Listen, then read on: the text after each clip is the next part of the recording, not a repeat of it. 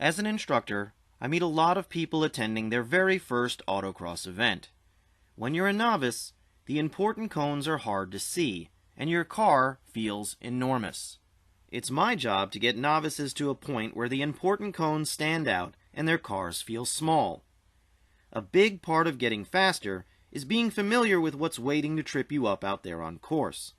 This video will give you some basic tips to help you get more comfortable with common autocross elements: slaloms, lane changes, Chicago boxes, and sweepers. I'll be using toy cones and a model car because it's the best way to get a bird's eye view of the elements. Obviously, the scale is off, and the overlays depicting the driving lines aren't exactly perfect, but they're close enough to illustrate my points. Before I get into the elements, I'm going to answer the most common question I get from novices at events. What does backsiding mean? The term backsiding refers to where you're positioning your car relative to a cone. Basically, it means putting the rear quarter panel close to the cone you're driving past.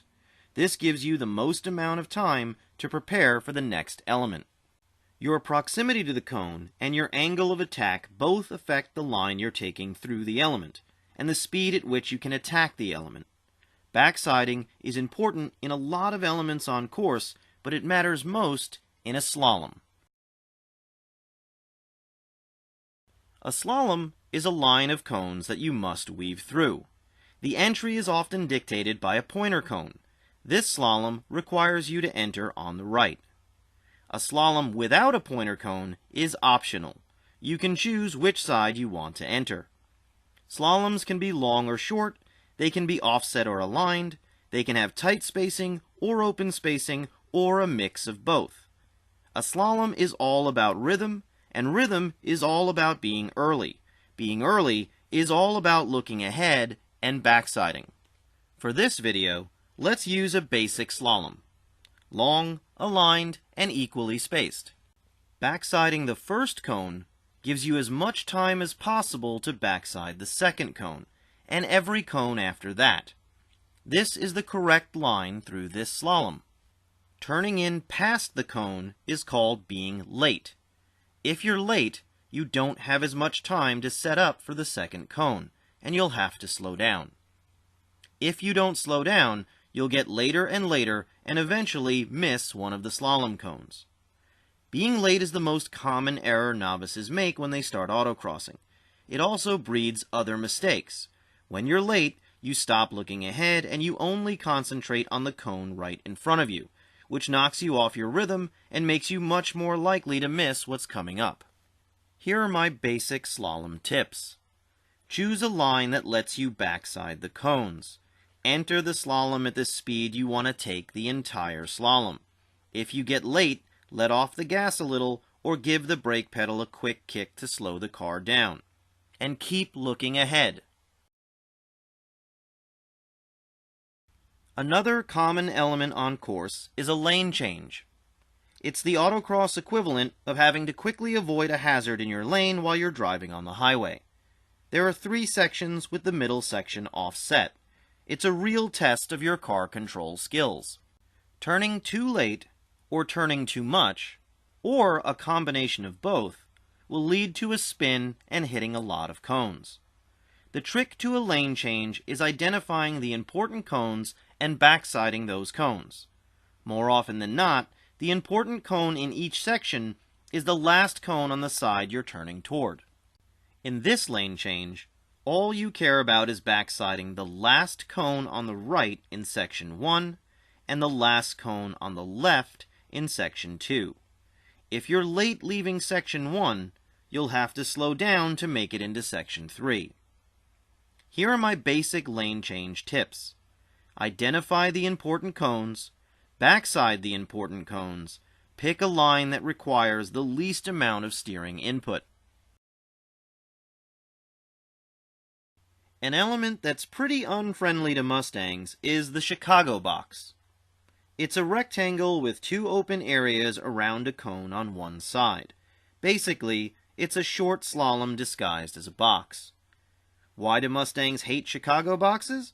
because they play into a fundamental weakness of our beloved cars.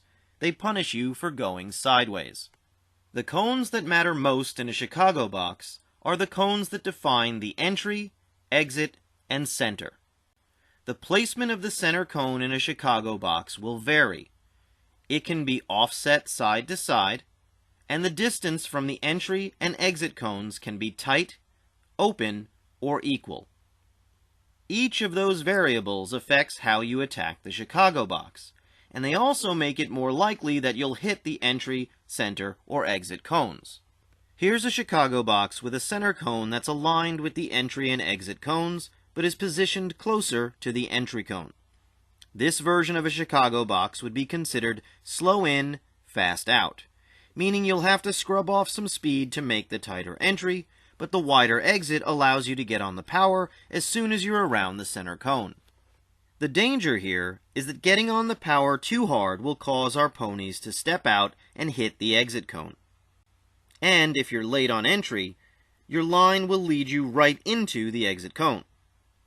But if you're able to backside the entry cone, you can backside the center cone and give yourself room to power out of the box. If the exit is tighter than the entry, that doesn't necessarily mean the Chicago box is fast in, slow out. It's often a trap to set you up to fail. Sometimes a Chicago box is slow in, slow out. Here are my tips for getting through Chicago boxes. Determine if the exit is fast or slow. Pick a line that allows for the fastest exit.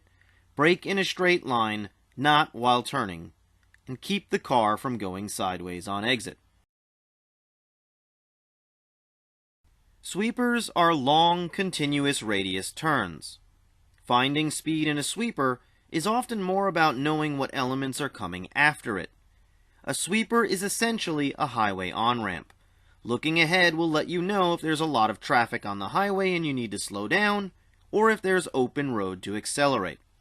Here's a sweeper with an apex cone in the center and elements that require you to be on the left side of the exit gate. You want to backside this cone to put yourself in the best position for the next element.